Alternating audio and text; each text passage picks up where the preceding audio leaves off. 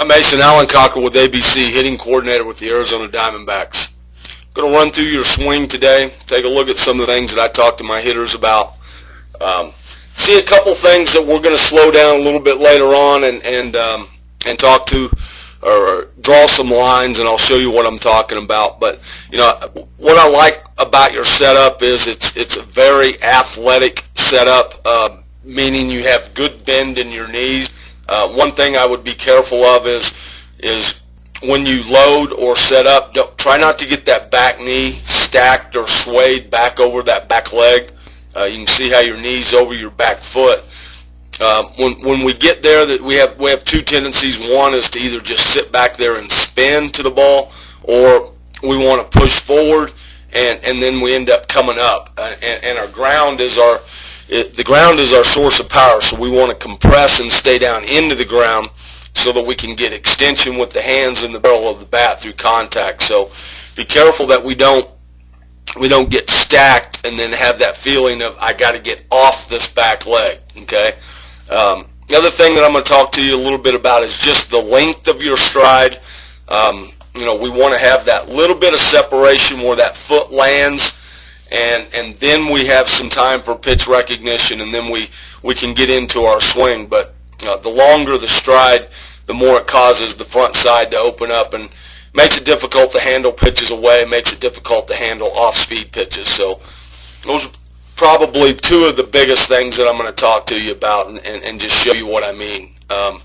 Okay, we're going to go back into now the setup position and into the load. What I'm talking about with this back leg right here is, you know, since we were very, very young kids, we've heard the term get back.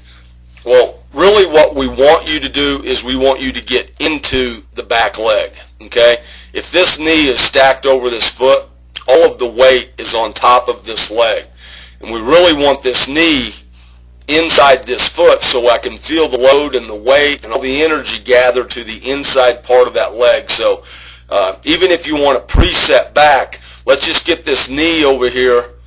Let's just get this knee inside this back foot so that we're not stacked and we don't have the feeling to want to push off of that back leg. Okay? Now when we get into the actual load itself, I'm going to draw a line right here. That's where we start. Okay? When we load, we go back even a little bit more. And then when we stride, we get all the way out to here. Okay? And that's probably, I would say that load is probably at least a foot. What I'd like for you to consider, Mason, is cutting that stride in half. Let's just try to get the foot more in that position right there. Instead of taking a 12-inch stride, let's cut it down to 6 inches, maybe even 8 inches. And what that's going to do is put you into a better athletic position. When we get to the stride load position, foot gets down, all hitters have pretty much the same position that they're in. Okay? First thing that we see with guys is they have equal bend in both knees. You can see that this back leg is straight, so what happened was because your weight was on that back leg, you're pushing forward and you're getting off that. We want to see good bend in that knee with that knee inside that foot. We want to see good bend in this knee with this knee inside this foot. We want to see that the hips are square, okay? And we got just a little bit of leak open with your front hip. And then we want to see that the shoulders are square, which you're good. We'll see that the hands are shoulder height and the hands are separated back behind the back knee, okay? We want this head to be in an attacking position over the belt buckle, and we're just kind of sitting on the back leg just a little bit, and that's just going to cause a little bit of leak. The other thing that causes leak is this front foot. If it opens up any more than 45 degrees, then we're going to start to leak a little bit with the front hip. Now you're at 46 degrees. You're not too bad there. You're actually in a pretty good position. I would say the biggest thing that's causing the front hip to want to leak out of there just a little bit early this way is the fact that when you were loaded or loading, your knee was directly over this foot and all that weight was on top of that leg. Okay? So if we take that back to the low position, see how that knee's sitting over the back foot? Let's get the knee inside. Let's get the weight in here, and then let's shorten up that stride to about there. and then we can start to see the good positions that all hitters get into, okay? All right, now once we get here and we start our swing, because that front hip leaks a little bit, it starts to leak a little bit more, it's going to be tough for our hands to catch up and then continue to stay through the ball, all right? You get to contact, all right, there's some things that I see that I like at contact. I see that we're in a palm up, palm down position with the hands. That's good. You know, we'd like to keep the head and eyes down on the barrel.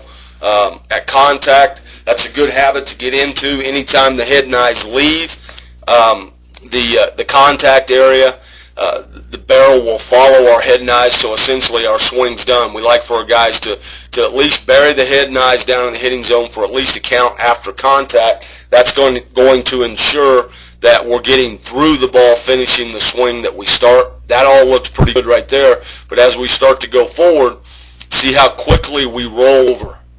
Our hands get to contact, okay? Now as we start to extend, we're rolling. And that's basically because this front hip started to leak out and we end up finishing around the ball. So a couple things that I would like for you to work on. Obviously the first thing is that load. Don't load on top of your backside, load into your backside. Let's cut that stride down to about a 6 to 8 inch stride, and let's make sure that our hips are staying square and that front hip doesn't want to leak open, which brings our hands around the ball and we roll that top wrist a little bit quickly. Best way to work on that is, there's the stride. We're going to try to get that stride to about right here. What we're going to do is we're going to set a T outer third just off or just inside your stride foot, right in this area, okay? And we're going to work on getting into a loaded position like I talked about, so that we can stay on this ball and stay palm up at contact, and through extension stay palm up as long as we can and drive this ball through the right side of the cage. If we take the swing where we get forward, the front hip leaks, what we're going to see is we're either going to roll over the top of this ball, it's going to go to the left side of the cage, excuse me, or my barrel's going to drop and I'm going to pop this ball up into the top of the cage, okay? So what we want to do is we want to get to contact, palm up, and I want to keep that palm working up, palm to the sky, work it through this ball to get good extension so I can drive this ball through the right side. It's going to help you on pitches middle away. It's going to help you on anything off speed, a breaking ball, a changeup, anything with a change of pace that will allow you to stay on this ball and handle it. And the thing is, it's not going to hurt you on the ball in. You know, basically, if we load early enough and we get separation, we get to that foot down position soon enough, we're going to be able to handle this ball out here in.